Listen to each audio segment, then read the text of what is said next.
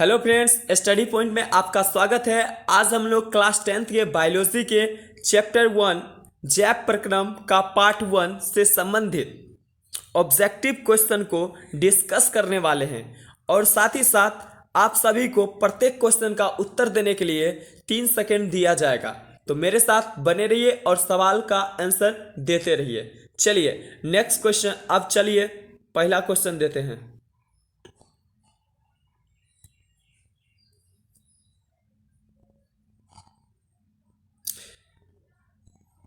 मानव हृदय का औसत प्रकुंचन दाब लगभग कितना होता है?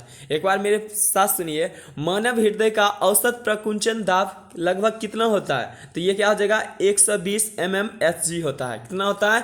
120 mmHg। मानव हृदय का औसत प्रकुंचन दाब कितना होता है? लगभग 120 mmHg होता है। चलिए नेक्स्ट क्वेश्चन।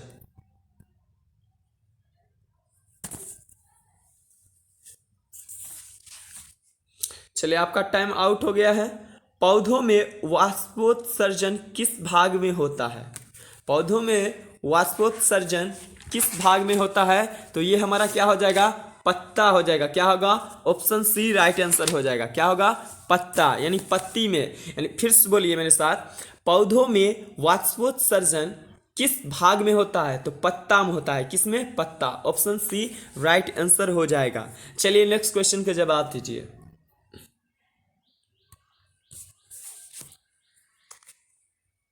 चलिए आपका टाइम आउट हो गया है। यकृत से निम्न में कौन सा रस निकलता है?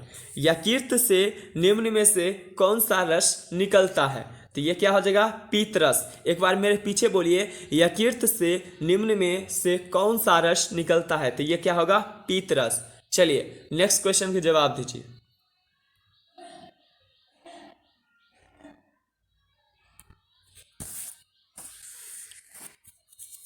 चलिए, इसमें सामान्यतः किसका उपयोग कोशिका द्वारा ऊर्जा उत्पादन के लिए होता है? यानी कि ये जो दिया है ऑप्शन में, इन चारों ऑप्शन में से किसका उपयोग कोशिका द्वारा ऊर्जा उत्पादन के लिए होता है? तो कोशिका द्वारा ऊर्जा उत्पादन के लिए ग्लूकोज का किया जाता है। किसको किया जाता है? ग्लूकोज को। एक बार मेरे साथ बोलिए, किसका उपयोग कोशिका द्वारा ऊर्जा का उत्पादन के लिए होता है? तो वो क्या हो जाएगा? ग्लूकोज। ठीक है, ग्लूकोज राइट आंसर हो जाएगा। चलिए नेक्स्ट क्वेश्चन के जवाब दीजिए।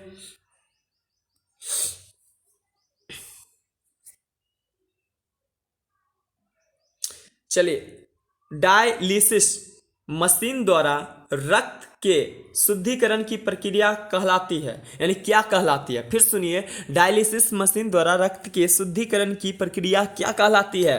हीमोडायलिसिस कहलाती है। क्या कहलाती है?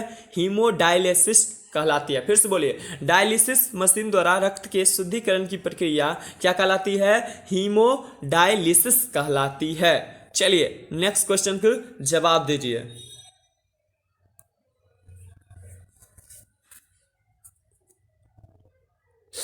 सामान्यतः ग्लोमेरुलर फिल्ट्रेट में निम्नलिखित में कौन उपस्थित नहीं होता है? फिर से सुनिए क्वेश्चन। सामान्यतः ग्लोमेरुलर फिल्ट्रेट में निम्नलिखित में कौन उपस्थित नहीं होता है? तो ये क्या होगा? Option B right answer, albumin. Albumin क्या होगा? एल्ब्यूमिन उपस्थित नहीं होता है।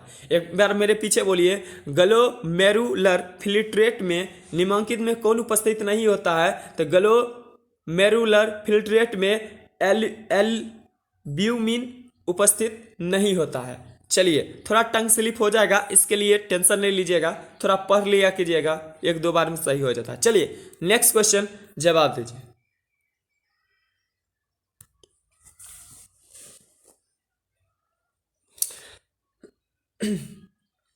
चलिए, जीवों के शरीर से उपापचयी क्रियाओं के फलस्वरूप उत्पन्न अपशिष्ट पदार्थों का निष्कासन क्या कहलाता है? फिर सुनिए, जीवों के शरीर से उपापचयी क्रियाओं के फलस्वरूप उत्पन्न अपशिष्ट पदार्थों का निष्कासन क्या कहलाता है? उत्सर्जन कहलाता है। जब भी हम किसी भी जीव से निकलने की बात करेंगे तो वहां पर उत्सर्जन आएगा। जब भी निकलने वाली बात होगी, चाहे पेड़ पौधा में हो या मनुष्य में, तो वहां पर क्या होगी? उत्सर्जन हो जाएगी। एक बार मेरे पीछे बोलिए, जीवों के शरीर से उपापचयी क्रियाओं के फलस्वरूप उत्पन्न अपशिष्ट पदार्थों का निष्कासन क्या कहलाता है? उत्सर्जन कहलाता है। सी राइट आंसर हो जाएगा। चलिए नेक्स्ट क्वेश्चन का जवाब दीजिए।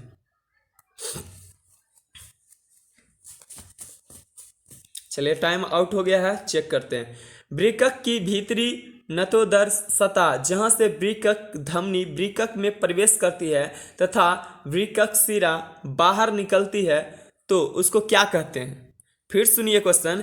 वृक्क की भीतरी नतोदर सतह जहां से वृक्क धमनी वृक्क में प्रवेश करती है, जो है ना, वृक्क में धमनी प्रवेश करती है तथा वृक्क शिरा बाहर निकलती है, तो उसको क्या कहते हैं? उसको क्या कहते हैं? हाइलम कहते हैं। क्या कहते हैं? हाइलम कहते हैं।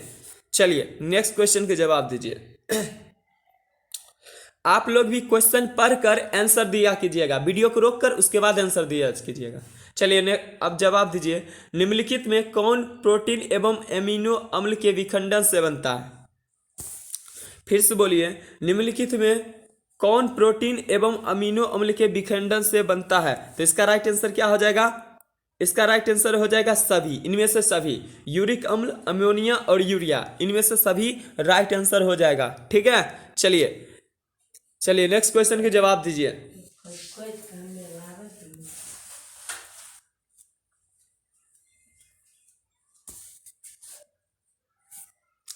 चलिए, यूरिया रक्त में कहां से प्रवेश करती है?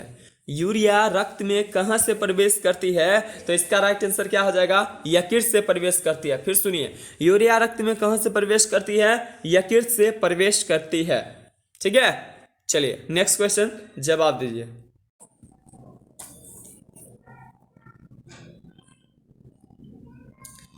पत्तियों में गैसों का आदान प्रदान कहाँ होता है? एक बार फिर सुनिए, पत्तियों में गैसों का आदान प्रदान कहाँ होता है? रंध्र में होता है। कहाँ होता है? रंध्र में। चलिए नेक्स्ट क्वेश्चन।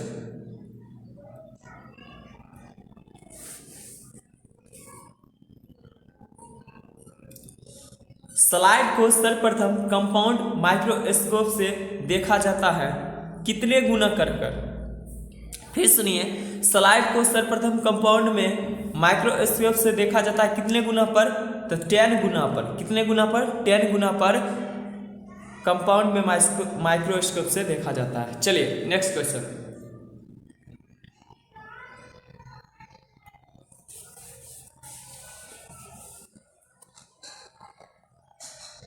रक्त का कौन सा अवयव घायल स्थान से रक्तस्राव के मार्ग को रक्त का थक्का बनाकर अवरुद्ध करता है? फिर सुनिए, रक्त का कौन सा अवयव घायल स्थान से रक्तस्राव के मार्ग को रक्त का थक्का बनाकर अवरुद्ध करता है? तो ये क्या हो जाएगा? लसिका। ऑप्शन सी राइट आंसर हो जाएगा। चलिए नेक्स्ट क्वेश्चन।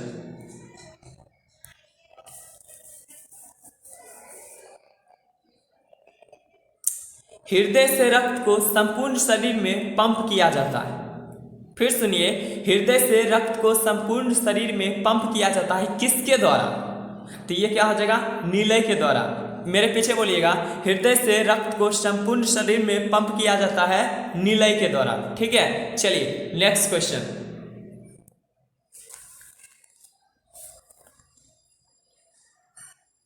पादप में जाइलम उत्तरदायी है। पादप में जाइलम उत्तरदायी है किसके लिए? तो जल के लिए। क्या होगा? जल का वहन के लिए। फिर सुनिए, पादप में जाइलम उत्तरदायी है किसके लिए? जल का वहन के लिए। चलिए नेक्स्ट क्वेश्चन।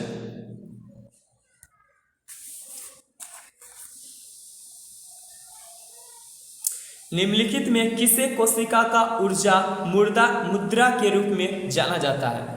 फिर सुनिए, निम्नलिखित में किसे कोशिका का ऊर्जा मुद्रा के रूप में जाना जाता है? क्या होगा? एटीपी। क्या होगा? ATP. Option C right answer होगा। चलिए नेक्स्ट क्वेश्चन।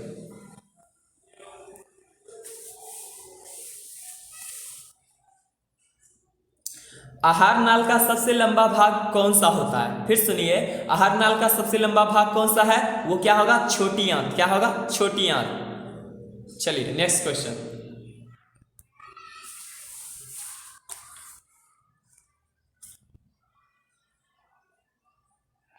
स्वपोषी पोषण के लिए आवश्यक क्या है? स्वपोषी पोषण के लिए आवश्यक क्या है? इनमें से सभी होगा, CO2 भी होगा, क्लोरोफिल और सूर्य प्रकाश सभी होगा। स्वपोषी किसको कहते हैं? जो स्वयं पर निर्भर रहता है, यानी पौधा जो रहता है ये क्या है? स्वपोषी, स्वयं पर निर्भर रहता है। इसीलिए इसको CO2, क्लोरोफिल और सूर्य प्रकाश तीनों की आवश्यकता होती है। इसलिए ऑप्शन डी राइट आंसर हो जाएगा। चलिए नेक्स्ट क्वेश्चन।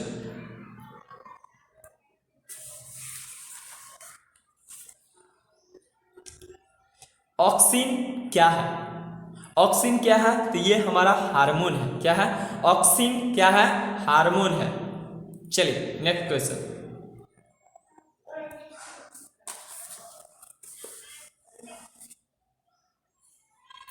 द्विखंडन होता है, द्विखंडन किस में होता है? द्विखंडन किस में होता है? ये अमीबा में होता है। किस में होता है? अमीबा। एक बार मेरे पीछे बोलिए, द्विखंडन किस में होता है? अमीबा में होता है। ठीक है, नेक्स्ट क्वेश्चन।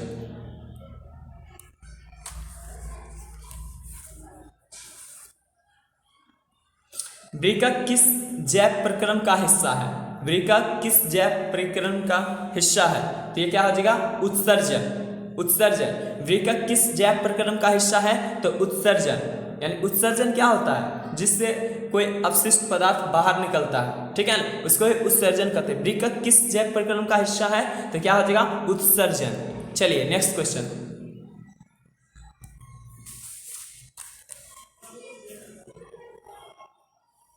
रेजिन किस पौधे का उत्सर्जी पदार्थ है? फिर सुनिए, रेजिन किस पौधे का उत्सर्जी पदार्थ है? तो ये क्या हो जाएगा? चीड़। क्या होगा? चीड़। रेजिन किस पौधे का उत्सर्जी पदार्थ है? तो चीड़ आंसर हो जाएगा, राइट आंसर। चलिए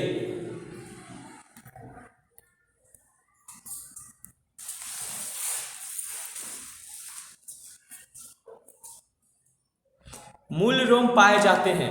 मूल रोम किस में पाए जाते हैं? क्वेश्चन है, मूल रोम किस में पाए जाते हैं? तो ये जड़ में पाए जाते हैं। किस में पाए जाते हैं? जड़ में। मूल रोम किस में पाए जाते हैं? जड़ में पाए जाते हैं। चलिए नेक्स्ट क्वेश्चन।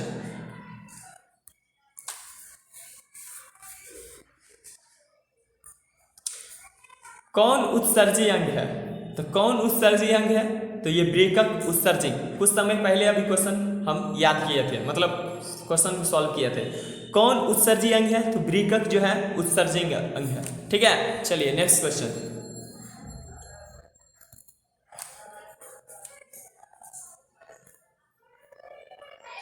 किस ग्रंथि के कारण त्वचा एक उत्सर्जी अंग है? फिर सुनिए, किस ग्रंथि के कारण त्वचा एक उत्सर्जी अंग है? तो ये क्या होगा? श्वेत। क्या होगा? श्वेत। चलिए नेक्स्ट क्वेश्चन।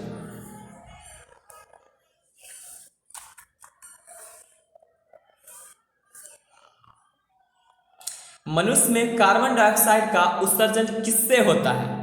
यानी किसके द्वारा होता है? फिर सुनिए, मनुष्य में कार्बन डाइऑक्साइड CO2 का उत्सर्जन किससे होता है? तो ये क्या हो जाएगा? फेफड़ा से होता है। किससे होता है? फेफड़ा से। ठीक है ना, फेफड़ा। चलिए नेक्स्ट क्वेश्चन।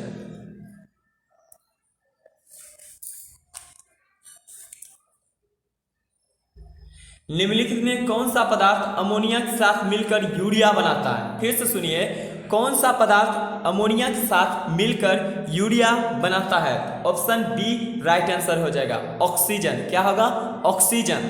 ठीक है ना, ऑक्सीजन जो है अमोनिया के साथ मिलकर यूरिया को बनाता है। चलिए नेक्स्ट क्वेश्चन।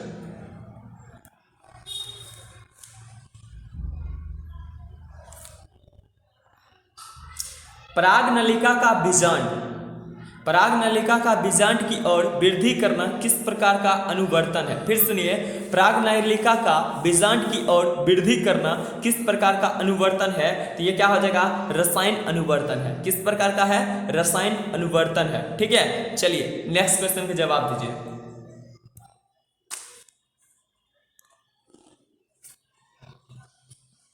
सजीव में कौन जैव प्रक्रम पाए जाते हैं?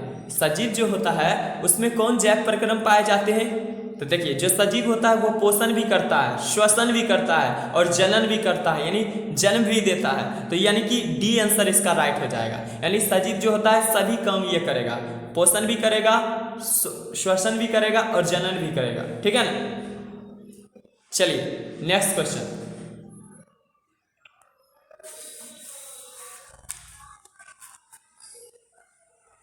अमीबा अपना भोजन पकड़ता है किसके द्वारा?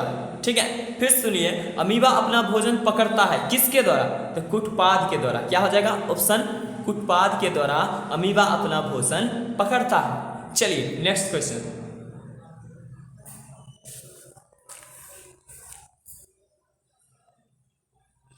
इथाइल अल्कोहल किस प्रकार के श्वसन में बनता है? फिर से बोलिए, इथाइल अल्कोहल किस प्रकार के श्वसन में बनता है? अवायवीय, अवायवीय, ठीक है ना, अवायवीय। फिर से बोलिए मेरे पीछे, इथाइल अल्कोहल किस प्रकार के श्वसन में बनता है? अवायवीय, ठीक है। Next question.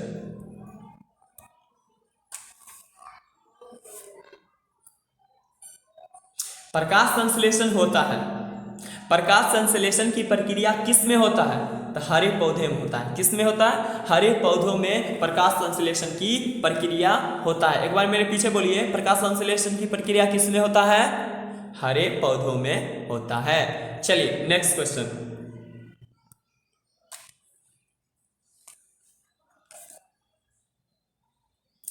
हरे पौधे क्या कहलाते हैं? फिर सुनिए, हरे पौधे क्या कहलाते हैं? उत्पादक कहलाते हैं, उत्पादक। हरे पौधे क्या कहलाते हैं? मेरे पीछे बोलिए, उत्पादक कहलाते हैं, ठीक है। चलिए नेक्स्ट क्वेश्चन।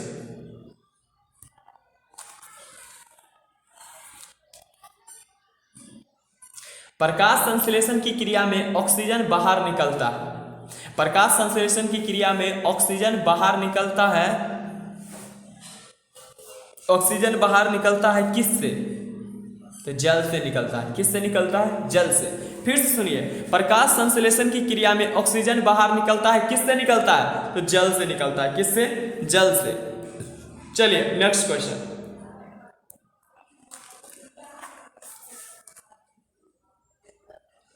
मस्तिष्क उत्तरदायी है किसके लिए?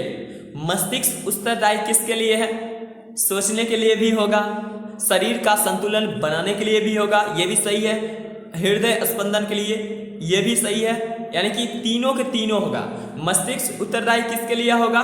सोचने के लिए भी होगा, शरीर का संतुलन बनाने के लिए भी होगा, हृदय का स्पंदन के लिए भी होगा, यानी कि डी राइट आंसर हो जाएगा। यानी इनमें से सभी राइट आंसर होगा, ठीक है। चलिए नेक्स्ट क्वेश्चन का जवाब दीजिए।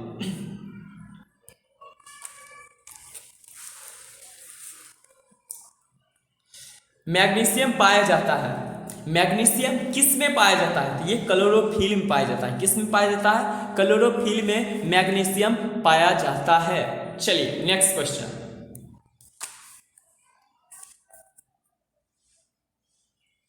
वृक्क एक भाग है, यानी वृक्क किसका भाग है?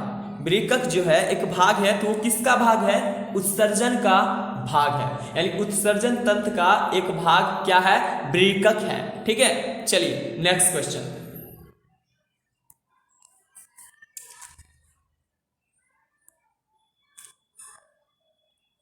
पौधे में श्वसन की क्रिया के अंतर्गत एडीपी के टूटने से कितनी ऊर्जा मुक्त होती है? फिर से बोलिए, पौधे में श्वसन की क्रिया के अंतर्गत एडीपी के टूटने से कितनी ऊर्जा मुक्त होती है? तो 3.5 किलो जूल पर मोल होती है, ठीक है। चलिए मेरे पीछे बोलिए, एडीपी के टूटने से कितनी ऊर्जा मुक्त होती है? तो 3.5 किलो जूल पर मोल होगी। ऑप्शन सी राइट आंसर होगा। चलिए नेक्स्ट क्वेश्चन।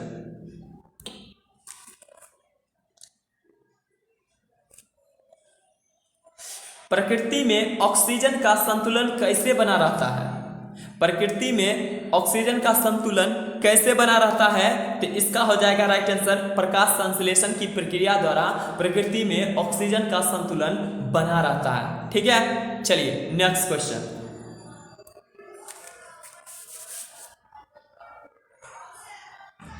मानव हृदय में कितने कोष्ठ होते हैं? मानव हृदय में कुल कितने कोष्ठ होते हैं? तो वो क्या होते हैं? 4 होते हैं। कितने होते हैं? 4। चलिए नेक्स्ट क्वेश्चन।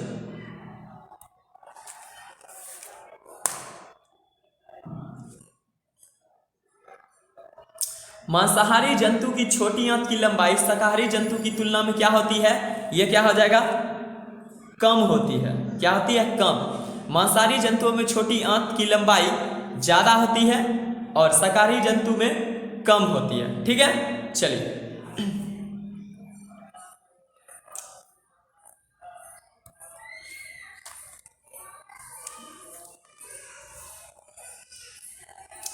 निम्नलिखित में कौन एक अपघटक है?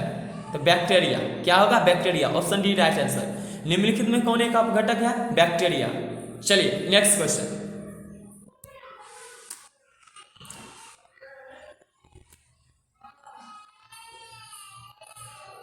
मनुष्य में सांस लेने और छोड़ने की क्रिया को क्या कहते हैं? मनुष्य में सांस लेने और छोड़ने की क्रिया को क्या कहते हैं? स्वश्वक्ष्म कहते हैं, स्वश्वक्ष्म कहते हैं। ठीक है, चलिए नेक्स्ट क्वेश्चन।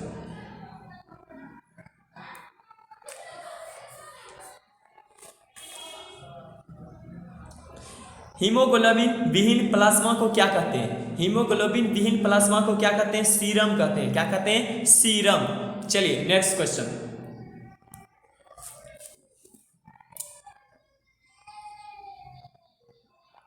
निश्वास द्वारा निकलती है, फिर से सुनिए, निश्वास द्वारा निकली वायु में रहती है, यानी क्या रहती है? तो कार्बन डाइऑक्साइड रहती है। क्या रहती है? कार्बन डाइऑक्साइड रहती है। ऑप्शन बी राइट आंसर हो जाएगा। फिर सुनिए, निश्वास द्वारा निकली वायु में क्या रहती है? कार्बन डाइऑक्साइड रहती है। Option B right answer. चलिए 46 का जवाब दीजिए।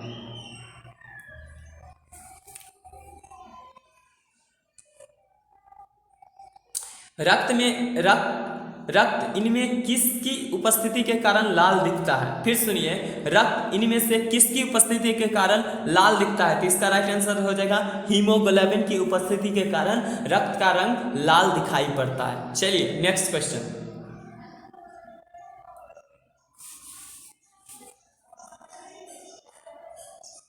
मानव रक्त में उपस्थित यूरिया की सामान्य मात्रा कितनी होती है?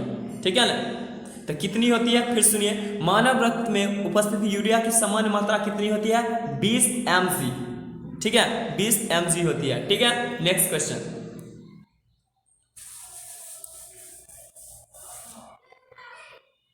श्वसन क्रिया के दौरान कितने प्रतिशत ऊर्जा ताप के रूप में निष्कासित होती है? फिर सुनिए, श्वसन क्रिया के दौरान कितने प्रतिशत ऊर्जा ताप के रूप में निष्कासित होती है? वो हो जाए ऑप्शन ए 20%। कितना होगा? 20%। चलिए नेक्स्ट क्वेश्चन।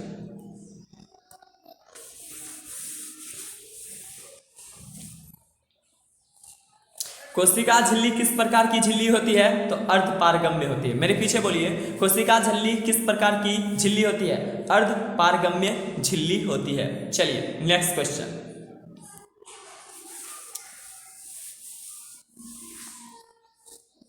दही के जमने में निम्नलिखित में कौन सी क्रिया होती है? दही के जमाने के लिए कौन सी क्रिया को अप्लाई किया जाता है? तो किण्वन क्रिया। क्या होगा?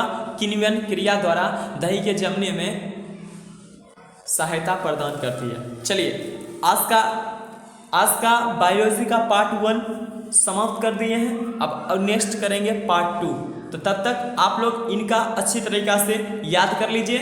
चलिए बाय।